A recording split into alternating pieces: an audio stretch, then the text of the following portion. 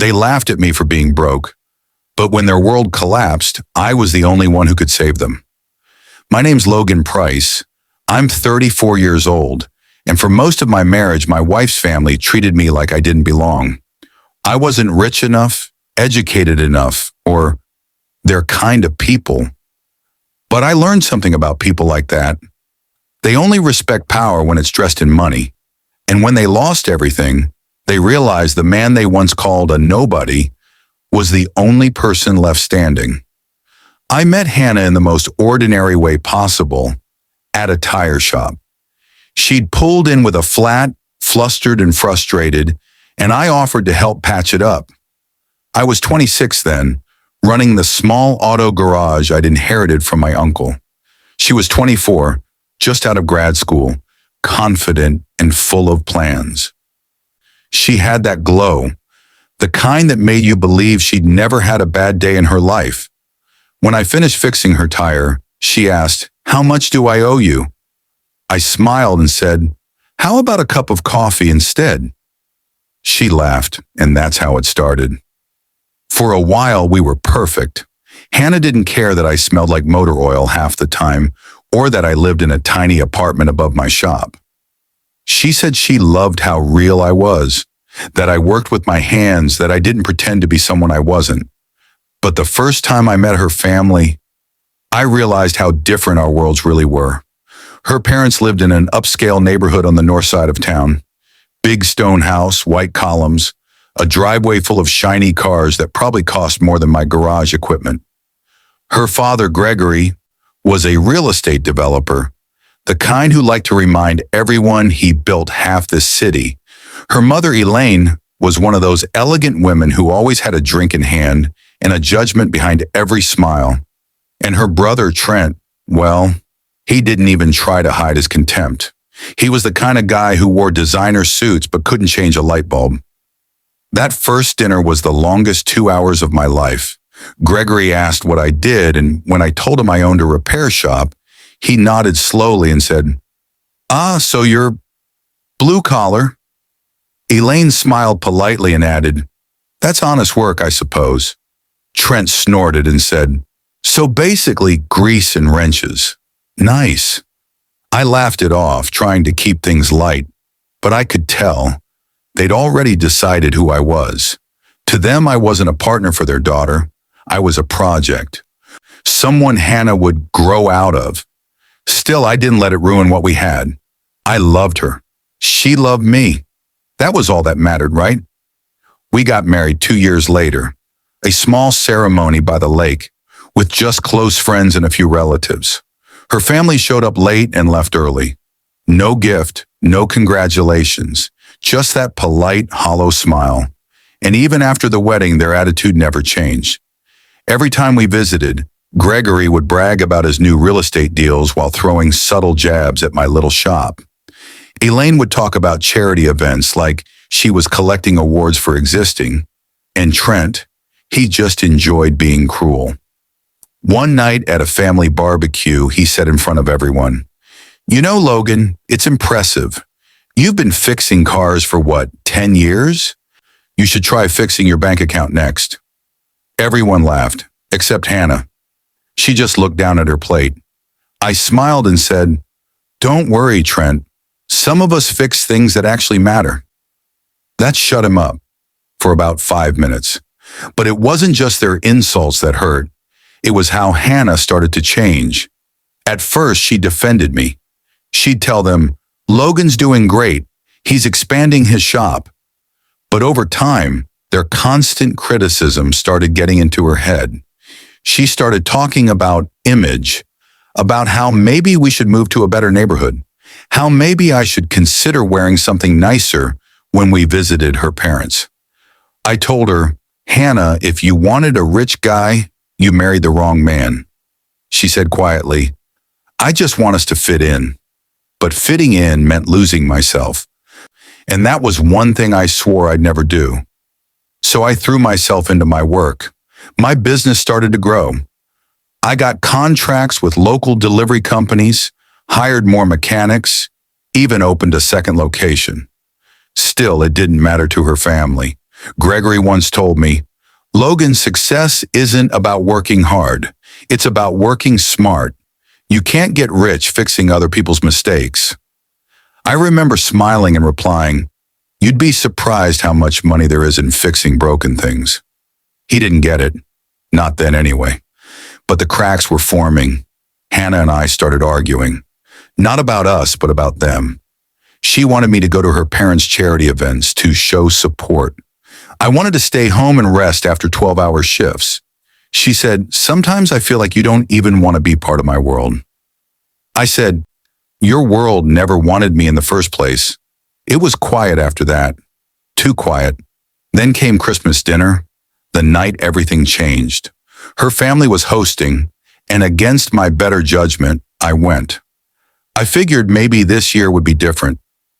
Maybe they'd finally see that I was doing well, that I'd made something of myself.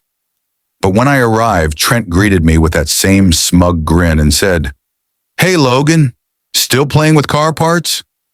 I ignored him, sat down, smiled, tried to keep the peace. Halfway through dinner, Gregory started talking about a new luxury development. He said, you wouldn't understand the kind of risk involved, Logan. Real business is about vision, not grease stains. Everyone laughed again. I looked at Hannah, hoping she'd say something, but she didn't. She just stared at her plate. That silence hurt worse than the insult. So I stood up, set down my fork, and said quietly, you know what? You're right, Gregory. Real business is about vision, and one day you're going to wish you had mine. Then I walked out. Hannah followed me to the car, tears in her eyes. Logan, please, they're just old-fashioned. I said, no, Hannah, they're arrogant. And one day when the tables turn, I want you to remember this night. She didn't understand what I meant then, but she would, because pride like theirs always leads to a fall. And when that day came, I'd be right there, calm, collected, and in control. After that Christmas dinner, things between Hannah and me were fragile. She tried to pretend nothing had changed, but I could feel the distance. It's hard to love someone who keeps apologizing for the people who hurt you. We still talked, still went through the motions, but something inside me had shifted that night. I stopped trying to prove my worth to her family. I'd done enough crawling. I told myself I'd just focus on my work, build the business, take care of my employees, keep my head down. And for a while that worked. Then about a year later, the first crack appeared, not in our marriage, but in her family's empire. I was at the garage one Friday morning when I got a text from Hannah. Dad's been under a lot of stress. One of his projects might fall through.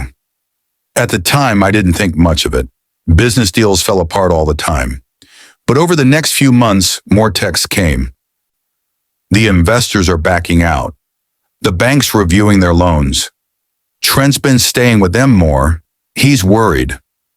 I kept quiet, didn't gloat. I knew Gregory would rather burn down his house than admit weakness. But one night, Hannah came home late, her face pale and her voice shaking. They're in trouble, Logan, she said. Serious trouble. She told me her dad's company had been over-leveraged. Too many loans, too little cash. The market turned on him, and one bad investment triggered a domino effect. I listened. I nodded. But deep down, a small, quiet part of me thought, you built your world on arrogance. Now it's coming down. Still, I didn't say it. I held her hand, told her we'd get through it together. For a while, I believed that. But then the guilt started. She'd get calls late at night, her mom crying. Her dad shouting in the background. I'd walk into the room and she'd hang up, saying, it's just family stuff. Then one evening, as I was closing the garage, she showed up there, makeup smudged, eyes red. Logan, she said, Dad's losing everything. The bank's repossessing one of the properties. He's desperate. I wiped my hands on a rag. I'm sorry, Hannah. That's awful. She hesitated before saying, He asked if you could help. I stared at her, thinking I misheard. Help? You mean financially? She nodded. You've done so well with your shops. Maybe a loan, just until things settle. I couldn't help it. I laughed, not because it was funny, but because the irony hit so hard it almost hurt. Let me get this straight, I said. Your father, the man who told me I wasn't a real businessman, wants me to bail him out? Logan, please, she said softly. This isn't about pride. It's about family. I shook my head. No, Hannah, that's exactly what it's about. He only remembers family when it benefits him. She started crying. You don't understand. If he loses everything, they'll have nowhere to go. Then maybe, I said quietly, he'll finally know how it feels to be treated like nothing. That night she slept on the couch. 2 days later she packed a bag. I need space, she said. I'm staying with my parents for a while. They need me. I wanted to stop her, to beg her not to go. But something inside me, something raw and tired, told me not to. So I just said, do what you have to do. And she left. Weeks turned into months. She barely called. When she did, it was always short, distant. Every time I could hear her father's voice in the background. One afternoon, I saw her brother Trent at a coffee shop. He didn't even look surprised to see me. He grinned and said, Guess she realized what she married, huh? I wanted to hit him, but I didn't. I just walked out. That night I sat in the garage long after closing, staring at the floor, surrounded by the smell of oil and metal. The place that once felt like home now felt hollow. I thought about Hannah, about the nights we used to sit on the roof, watching the stars, dreaming about a simple life.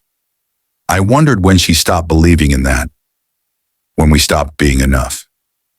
A few months later, I heard through a friend that her father's company had filed for bankruptcy. The Price family, the people who once looked down on everyone else, were losing everything. Their house, their cars, their reputation. I won't lie. Part of me felt satisfaction, but another part just felt sad, because even after everything, a piece of me still cared about Hannah. Then one morning, almost a year after she left, my phone rang. Unknown number. I let it go to voicemail. Then it rang again. I answered. Logan, it's Gregory. His voice didn't sound like his usual booming self. It was smaller, weaker, like the world had finally beaten the arrogance out of him. What do you want? I asked. There was a pause. Then he said, We need your help. I almost laughed. Help? I'm surprised you'd even say that word to me. He sighed. Please, son. Our business, the last one we have, it's in trouble. Our mechanic quit, and the auditors are coming next week. If we don't get certified, we'll lose our last operating license. He stopped, took a shaky breath. You're the only one we trust who knows how to do this right. I didn't say anything. Just let the silence hang there. Finally, I said, You called the wrong man, Gregory. The one you used to know doesn't exist anymore. He said quietly, Please, Logan, don't do this to us. Do this to you? I said. No, Gregory. You did this to yourselves. And I hung up. That night I couldn't sleep. Not because I felt guilty, but because I realized something. This was it. The moment I'd once predicted. The night I walked out of that dinner, I said they'd need me someday. And now that day had come. I just hadn't decided yet what kind of man I wanted to be when they crawled back. I didn't call Gregory back that night. I just sat in my office at the shop, lights dimmed, thinking. I'd spent years being mocked by that man. By all of them. Every insult, every eye roll, every quiet smirk when I walked into a room. It all came back like an echo. And now they were calling me for help. I should have felt satisfied. I should have laughed. But instead, I just felt calm. Like this was always how it was meant to end. The next morning, I drove to their old house, or what was left of it. They'd sold most of the property, and what used to be a mansion now looked tired, half empty. A for sale sign leaned crooked in the yard. When Gregory opened the door, he didn't look like himself. The proud man I once knew had been replaced by someone pale and worn, eyes heavy with defeat. "Logan," he said quietly, "thank you for coming." "I didn't say I came to help," I replied. He sighed, stepping aside. "Just come in, please." Inside, the place felt hollow. Boxes stacked in corners, furniture covered in sheets.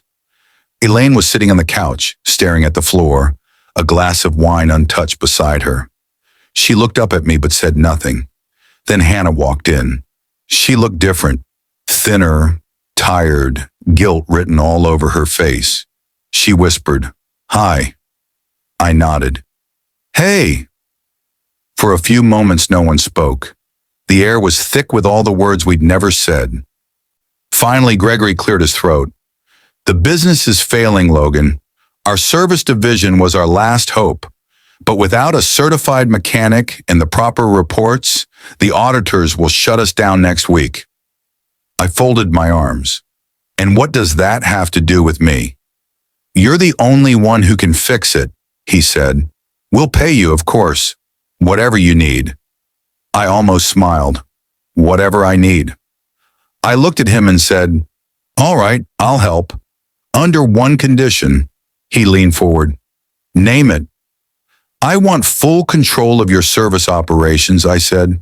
"All of it. Staffing, repairs, reports. Everything runs through me. I'll treat it as a contract under my company, Price Auto Solutions.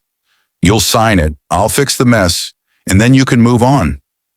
Gregory hesitated. "That's a lot." "Then find someone else," I said, turning for the door. "Wait," Hannah said softly. "Dad, just do it." He looked at her, then at me, and finally nodded. "Fine, whatever it takes." I pulled a folder from my briefcase.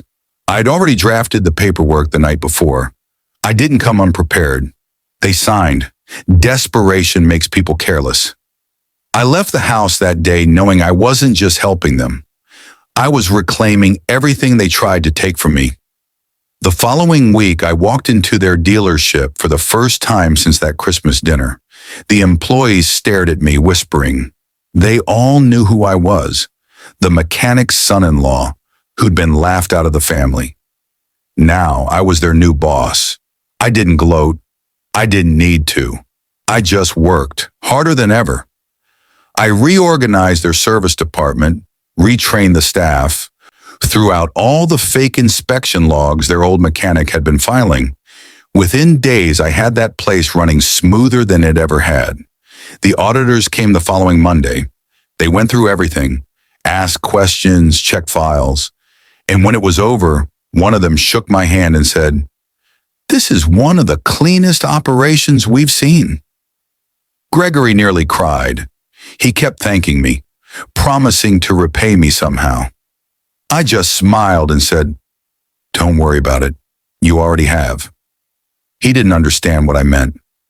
Not yet. A week later, he called me into his office. "Logan, the audit went perfectly.